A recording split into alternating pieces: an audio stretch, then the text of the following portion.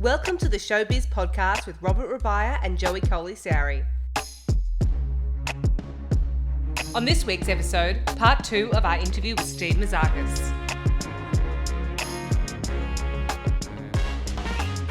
If you haven't listened to part 1, make sure you go back to episode 3 and have a listen. Is there a certain thing that's going to draw you into a role, or find your hook into the character? What's his in point? Yeah, what's your input? Yeah. Thank you for making that way more eloquent. No, I got it. I was thinking about that.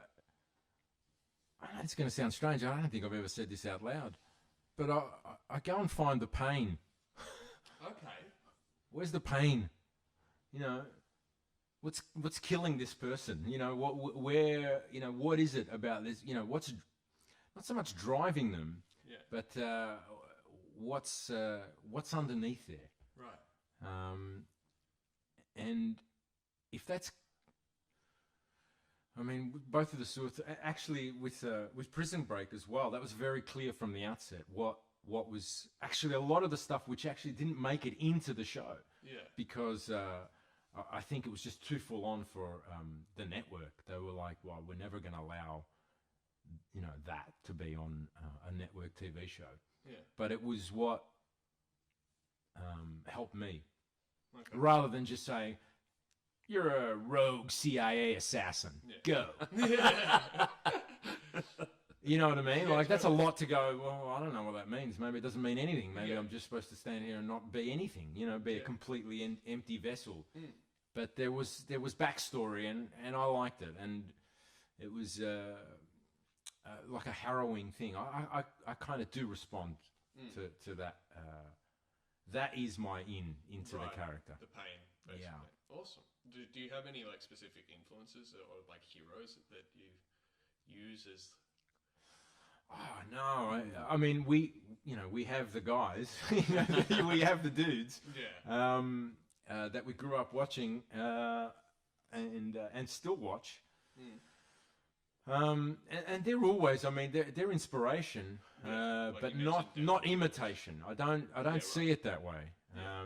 I remember somebody once, I was on set on a film, and somebody turned around and said to me, he said, "Oh, you know what? This is an opportunity to be, I don't know, Al Pacino out of Carlito's Way. This is that."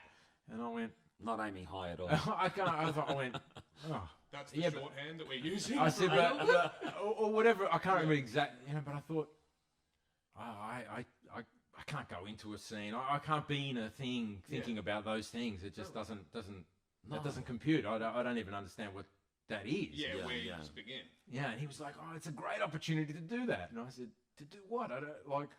We're going to go in there going, hoo-ha! Free at last, free at last. Thank God Almighty, I'm free at last." That's amazing. Do you know what I mean? I don't know how you do. I don't know how to do that, but I certainly take a lot of inspiration from those films. Those guys, Sean Penn and Christopher Walken. I know you're a big fan. Oh yeah. He's mentioned the impersonation. Oh no, don't. There's people that do it better than me. There's people that do the Chris Walken way better than me. It would be remiss of me not to at least ask you to give us a snippet of Christopher Walken, because I know you're such a fan. I am a fan, and I've been,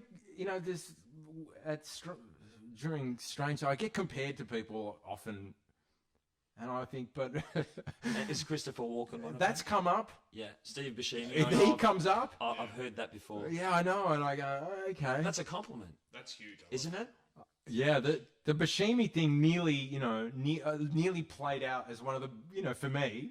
I thought, oh my God, finally, after all those years, because I was nearly on Boardwalk Empire, right? You auditioned for Boardwalk Empire? Well, this is another one of those stories, but it's a story of loss, ladies and gentlemen. The pain you were talking about, fighting in the moment. That pain, this is a story of real loss. It's real. Forget about CBS, forget about that stuff, forget about New Orleans, forget about all that stuff. This is, this is for vinyl for Martin Scorsese. Wow. And so... This is whilst you're in the US?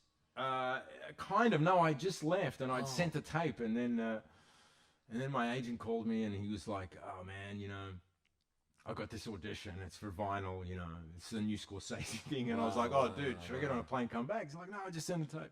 So I sent the tape, and then this whole thing started, which was, you know, like my agent said to me that time, when he called me he was like, he woke me up. It was LA time in the afternoon. He woke me up and he was like, dude.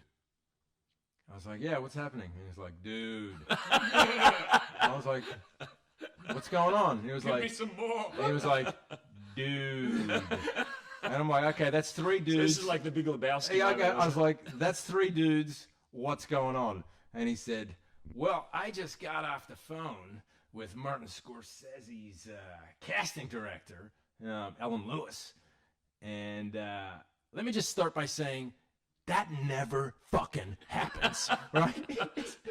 She goes, she called me. She wants to know everything because your tape's going to Martin Scorsese, to Terrence Winter, and to Mick Jagger this afternoon. Had your tape already been sent to the US? Or you were about to send the tape? The tape had gone. Oh, wow. And that was then being forwarded, but she was like, you got to, I need to know everything about this guy before I send this tape, because if I send this tape and then suddenly you tell me, oh, you know, he's doing Neighbours for whatever. He's doing Stingers. Or he's working at the 7-Eleven and he can't get out of his shift. I need to know, right? And then finally I end up, I'm in New York. They're constantly rewriting the script. And then I got there and then they're like, you know, there's a role going on Boardwalk Empire. You should go down. You should, you know, meet them about that because it's to play. And I just thought, oh my God, right? And it was to play in these flashback sequences in the final season of Boardwalk Empire to play Steve Buscemi's older brother in these flashbacks, who's a war veteran who comes back really messed up, and he's just this is audio, so he just pointed to himself. really messed up, and he's just beating him up all the time, and this and that. And they said, "Oh my God, you know, you could play that role." So the manifestation was coming true. And I was like, "Oh my God!" So I've gone and met with them, and they're just looking at me, going, "Oh yeah." I can see it. Yeah, we can see it. Yeah, I can see it. Yeah. Oh, this is great. This is fantastic. And I was like, oh my God. So you went back to the States specifically for... No, I was going to go back there anyway. But then suddenly I was in New York because it was the Frankenstein premiere and this is all happening in New York. I'm like, well, I'm here. And they're like, great. So I'm thinking, oh my God. The creative gods are on your side. Man, the gods are smiling. Sure. And just as quickly as they smile... oh no! That can turn, you know. Sure. And so the vinyl thing went away because Marty decided that he was Mr. Scorsese. Yeah, which is absolutely his right to do. Absolutely his right. Cast someone that he knew from Wolf of Wall Street. Right. And then they changed the Boardwalk Empire character so that it wasn't his brother. His long-lost brother, who'd never been on the show, it was going to be his dad. Now, his dad was established on the show, and I didn't look like him. So as simple as that. It was as simple as that. Wow. I'm sorry. But just for a moment, just for a moment, you think, oh my God, can you believe it? And it can all change in that blink of an eye, you know. And that's the crazy thing about it, you know. Yeah. So never feel bad about not getting it right. Just remember, you know. I need to take a breath.